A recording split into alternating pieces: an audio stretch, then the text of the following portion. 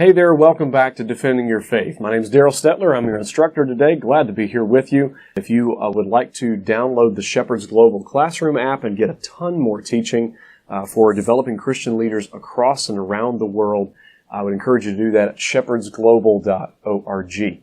Today, I want to remind you of where we are. Today we're going to be talking about Jesus' claim to be God. This is the general argument for Christianity that builds upon itself. We say that if the New Testament is historically reliable, and it is, we talked about that, then we have enough evidence to believe that Jesus fulfilled prophecies that he was the Jewish Messiah and that he rose again from the dead. And so we argue that those two things are true, and if that is true, we conclude that Jesus was who he claimed to be, God come in the flesh. Today, we're going to stop here, and we're going to flesh out and develop this idea that Jesus is God come in the flesh. All right? So let's begin today with that idea with a quote from Kenneth Copeland. Kenneth Copeland is a faith teacher who claims to be Christian and yet has taught many things. He's been very popular around the world and in American television, Christian television. And so he has some things that he's taught that have been very sketchy or even downright heretical. And this is something that he said, quoted by Hank Hanegraaff. "Don't be disturbed when people put you down and speak harshly of you. They spoke that way of me." He's saying, as of Jesus, he's saying as if Jesus was saying this.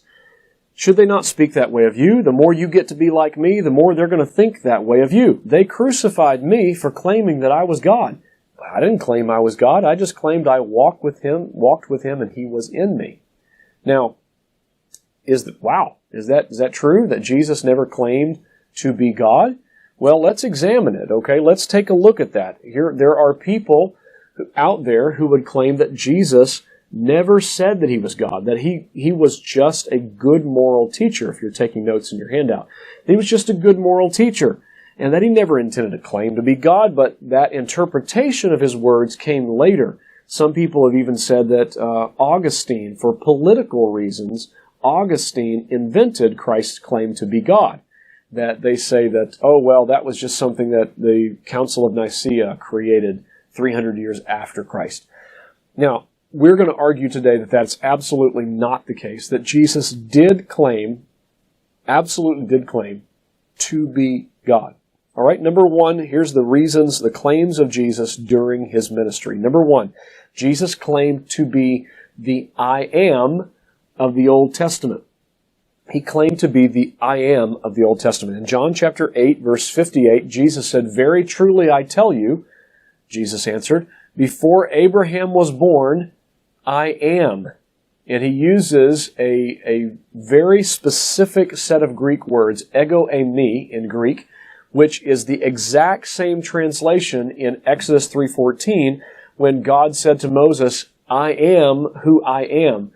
That's ego eimi. And so Jesus picks up on that in the Greek language, and he says, "Before Abraham was, ego eimi." And he picks up the same words God uses to describe himself in Exodus 3:14. Now that's very significant. That's Jesus who knew the Old Testament very well, and so did the Jews. So immediately after Jesus said that, the Jews there picked up stones to stone him. Look at what it says. "Then they took up stones to throw at him." That's John 8:59, the next verse. And Jesus left. The argument was over. Like, he knew what he was claiming, and the Jews knew what he was claiming too. He was explicitly identifying himself as the I am of the Old Testament, as God. So, very clearly claiming to be God. Number two, Jesus claimed to be one with God the Father. He claimed to be one with God the Father. Look at John 10:30. "I and my Father are one," he said. And then the Jews took up stones again to stone him. And Jesus answered them, "Many good works have I shown you from my Father. For which of these works do you stone me?" And the Jews answered him, saying, "For a good work we are not stoning you. We do not stone you. But for blasphemy, because you, being a man, make yourself God." The Jews, again, they knew exactly what he was claiming. We can very clearly see what they thought and what Jesus knew he was claiming to be when he claimed to be one with God the Father. He's not just saying that he was one with God the Father in the same way that we are one with one another, or that we are one with him. They knew that he was claiming to be God. Number 3, Jesus claimed to possess divine attributes. He claimed to possess divine attributes. Read these scriptures and then write in what you think Jesus was claiming. What attribute was Jesus claiming? Matthew 18:20, he says, "For where 2 or 3 are gathered together in my name, I am there in the midst of them." Wow. Where 2 or 3 are gathered together in my name, I'm there. What's he claiming? Well, he's claiming omnipresence, right? He's claiming infinite presence, that he is everywhere present, because people could be gathering over there and over there and over there and over there at the same time, and he says, I'm there. So, very interesting that Christ claims to be everywhere present. Are you everywhere present? No. Is any human everywhere present? No. Is God everywhere present? Yes. Jesus claimed to have divine attributes. The next one, John 17:5, and he says, "And now, O Father, glorify me together with yourself, with the glory which I had with you before the world was." He claims, what is that? What is he claiming? What divine attribute? Well, it's eternality, right? He's claiming to be eternal. He's claiming to be before the world. So he is the one who was before the world was. Before God created the world and created time, Jesus was with the Father. I would also point out that he's also claiming a common glory, a common honor with God there. He's saying, the glory I had with you. So he had the glory and the Father had the glory. They are the same. Or the glory of the Son is the glory of the Father. They had it together with each other. And so that's notable because he's identifying himself with God. Number 4, Jesus claimed to have power to perform divine acts.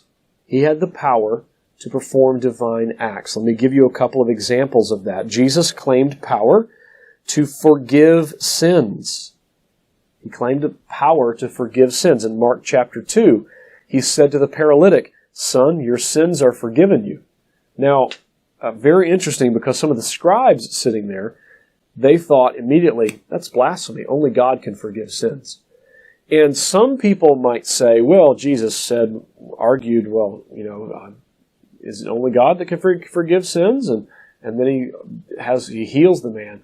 Well, I would argue that Jesus is demonstrating, look at this, verse 10, he says, in verse 9, he says, which one of these is easier, to say, your sins are forgiven, or say, take up your bed and walk?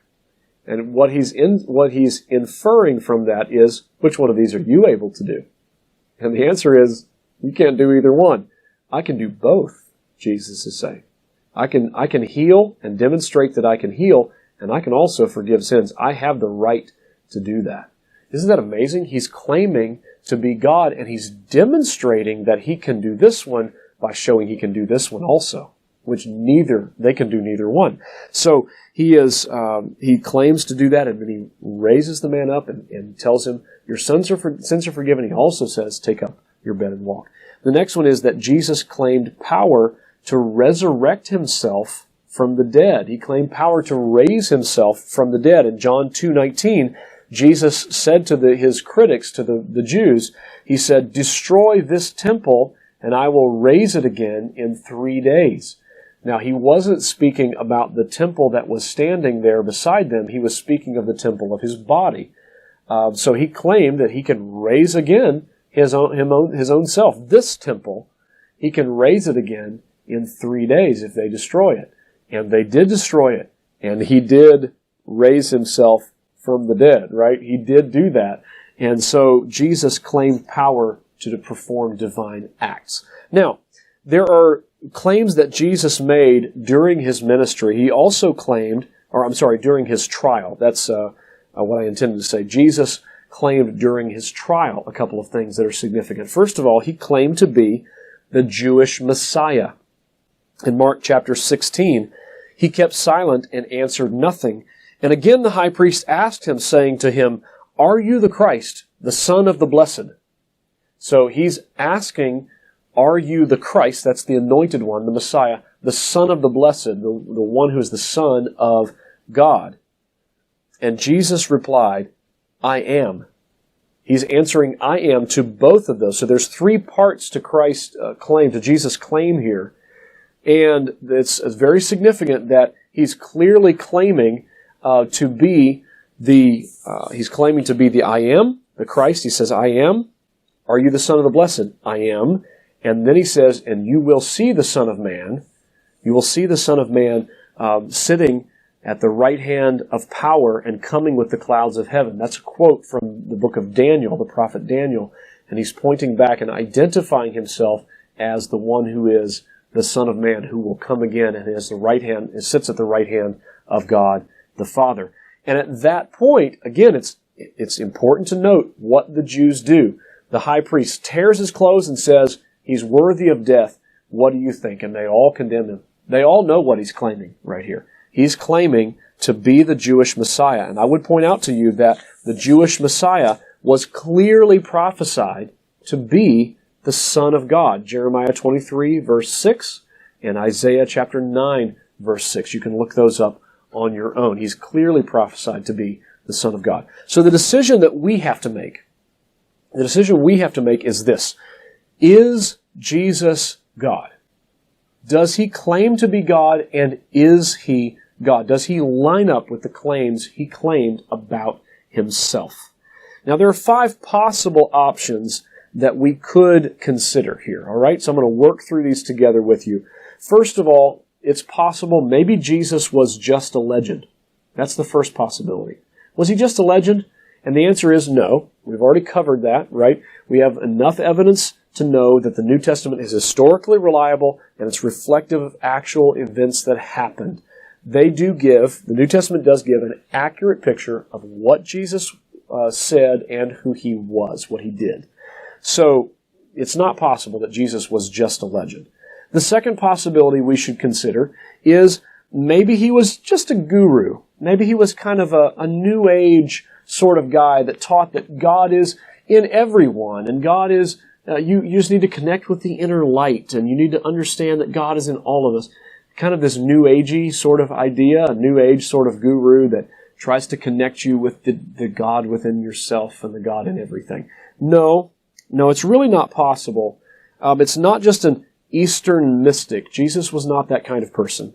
He wasn't somebody who taught that he taught that we're all God. He's just pointing us toward enlightenment. No, not possible. Jesus was a Jew. He was raised in a strictly monotheistic culture, and every Jewish child memorized and recited literally thousands of times. They would recite the Shema in Deuteronomy chapter 6, verse 4. Hear, O Israel, the Lord our God, the Lord is one. You shall love the Lord your God with all your heart, and with all your soul, with all your might. And so, with all of these things, with all your mind and with all your strength, I started to say. With all of these things, it's important to understand Jesus was raised in that context and in that culture. And he never claimed to be something vastly different from the Jewish flow of thought. He claimed to be the fulfillment of it. He was not a guru who taught something fundamentally different. He was someone who claimed to be the culmination of everything that the Jewish religion taught. So Jesus was not just a guru. It is not consistent with what he taught. It's not consistent with his theological or cultural background at all. Number 3, third possibility, was Jesus just a liar? Was he a liar? Maybe he knew he wasn't God, but he wanted, people to like him. He wanted credibility with the masses. He wanted people to adore him and think well of him. So he just lied and said, I'm God. Well, I would argue that nothing about Jesus' character that we can see in the Gospels, none of these stories, fit the psychological profile of, an egomaniacal, selfish, lying cult leader. There's nothing about his character that we read here that fits that psychological profile. He lived unselfishly. He stood up for others. He helped the poor and the oppressed. He always spoke the truth, even when it was unpopular, right? So there's times where exactly what he said was not what people wanted to hear. He's a million miles from the guy who's just saying things to get the crowd behind him. He's a million miles from that. Sometimes he literally takes a huge crowd and preaches until most of them leave and don't agree with him anymore, right? Until there's just a few people left. And he asks them, you guys going to leave too? Right? That's what happens right after the John 6 passage, right after Jesus feeds the 5,000. Now, I think it's important for us to realize then, he doesn't fit the pattern. Peter Kreeft, a Christian apologist and author, said this. I'm going to read the quote to you. Liars lie for selfish reasons, like money, fame, pleasure, or power. Right? That's the reasons why liars lie. Jesus gave up all worldly goods. He even gave up life itself. This claim, his claim to be God, brought him hatred, rejection, misunderstanding, persecution, torture, and death, including from some of the closest friends and people that he had, people that he would have loved deeply. It's not possible that Jesus was just a liar, that he knew he wasn't God, but he claimed to be. Not possible. The next possibility that we need to examine, number 4, is was Jesus just a lunatic, or was he just a good moral teacher? Okay, so there's really 2 here in number 4. Was Jesus a lunatic? Was he crazy? Or was he just a good moral teacher? Maybe he was just a guy who wanted us all to love each other and be nice. This is a really common thing in the United States right now and in other European or Western civilizations, is to view Christ as just kind of a good moral teacher who wanted everybody to love each other and be good people, help the downtrodden and oppressed. But was that all that Christ was? Just a good moral teacher? Or maybe he said he was God and it wasn't true, but he didn't realize it. That would mean he was nuts, right? He was a lunatic. Well, I want to bring to you a quote from C.S. Lewis. This is a powerful quote from his book, Mere Christianity. And I want to bring it to you because I think it is a really important quote. It's a very valid point and tightly argued, so I'm going to read it to you. Here's what Lewis said. I am trying to prevent here anyone from saying the really foolish thing that people often say. I'm ready to accept Jesus as a great moral teacher, but I don't accept his claim to be God. That is the one thing we must not say. A man who was merely a man and said the things that Jesus said would not be a great moral teacher. He would either be a lunatic or the devil of hell. You must make your choice. Either this man was and is the Son of God, or else a madman, or something worse. You can shut him up for a fool, you can spit at him and kill him as a demon, or you can fall at his feet and call him Lord and God. But let us not come with any patronizing nonsense about his being a great human teacher. He has not left that option open to us. He did not intend to. That's a powerful, powerful quote. Here's what he's saying. He's saying that if you claim to be God and you are not, either you are evil, deceiver, or you're just crazy. But there's no way that we can say Jesus just was a good moral teacher. We can't say it. Because someone said a good measure of your sanity is the gap between what you are and what you think you are. Right? So if I say, I think I'm the best teacher in the world, well, I'm an egomaniac. I'm very proud and arrogant if I say that. But I'm not nuts, right? I'm not crazy.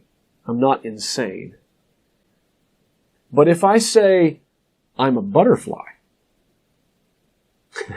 if I say that I think I'm a butterfly, I'm probably over the edge, right? Because the gap between me and the best teacher in the world is a good-sized gap, but it's not anything close to the gap between me and a butterfly, right?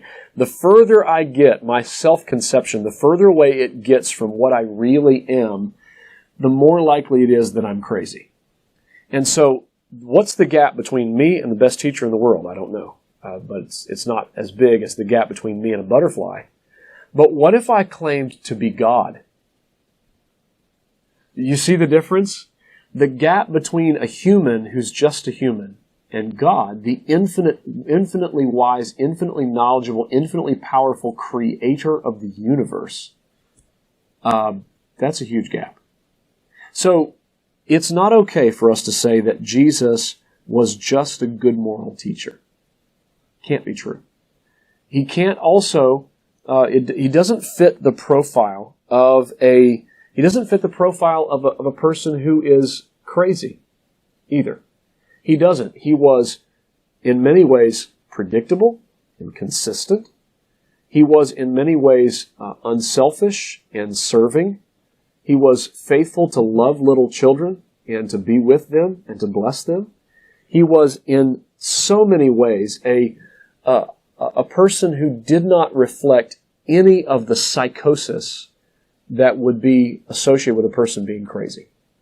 So here's the thing. We've come down to a place where we have to consider one final possibility. And that is Jesus God? And the answer is, yes, He was. It's the most logical. It's the most consistent and coherent answer that we can give. He can't be just a legend. He can't be just a guru. He can't be just a liar. He can't be a lunatic. He's got to be the Lord. If he's not a liar and he's not a lunatic and he's not a legend, He must be a Lord of all things. He must be the one who deserves all of our worship and praise. So going back to the general argument, we've argued that the New Testament is historically reliable. Based on the historical reliable documents and stories we find there, we have enough evidence to conclude that Jesus fulfilled prophecies and He rose from the dead. If He did those things, He can't be just a good moral teacher. No, that's not possible. He is something far, far more than that. He's God. He must be God. Do you see how it flows and logically builds? Now, my challenge to you would be to love and worship and be with Jesus enough to soak up the joy of knowing that He is God and that He is all of the things that He claimed to be. And then go into your presentation of the apologetics with whomever you might debate with, whomever you might discuss with. That you go into it with a mind and a heart to produce joy like that in them. That you go into it not as I'm going to win this argument, or I'm going to demonstrate that I'm more trustworthy, or I'm going to demonstrate that I'm more knowledgeable. Oh, no, my friends. We are here to demonstrate that Jesus deserves all glory. That's what we're doing. We're not trying to win an argument. We're trying to create worshipers. We're trying to create lovers and rejoicers in Jesus. And this moves my heart because I think it's so important to understanding the attitude with which we come to the task of apologetics. We come to the task of apologetics not as purveyors of information, not as arguers who must be right, but as worshipers who wish to share joy. And if you come to it with that, you will have such a different footing, such a different beginning place. I want to help you understand that because when you argue with someone, I have seen so many Christians get all almost angry and harsh and hard-nosed and stubborn and that sort of thing. No, friends. We are here to create joy in Christ. We're here not to win an argument, but to create worshipers, to create people who enjoy the God for whom they were made. It's so important that you understand. So this is why, then, remember back at the very beginning, we talked about 1 Peter 3:15 and how we are doing this with gentleness and respect. The reason we can do it with gentleness and respect is because it isn't about us. It never was. It isn't about our rightness. It never was. It's about the glory of Christ and His desire to be seen as glorious and worthy of worship. And so if you'll do that, you can be gentle and you can be respectful and you can be a happy warrior in all of your work in convincing people and trying to lay out the evidence for Christianity. May God bless you, and we'll see you next time for Lesson 8.